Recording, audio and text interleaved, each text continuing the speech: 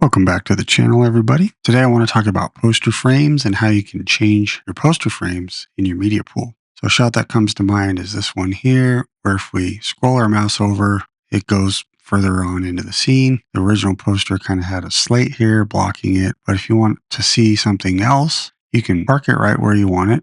And then there's a sub menu. If you right click, you have set poster frame and clear poster frame. And then if you hit set, now when you click off that clip, that's the frame it's going to show you. Same thing with this longer shot of this barn. We can click that, Command P, and now we have that as the poster frame. Pretty handy function if you got long takes and you don't know what's in it. There's another shot here with two cars passing by. So instead of looking at a road, you could set it to where you want, make that your poster. And that helps a lot for seeing what characters are on screen or maybe an important piece of the action that you might want to look at when you're assembling your stuff. That's how you can set a poster frame.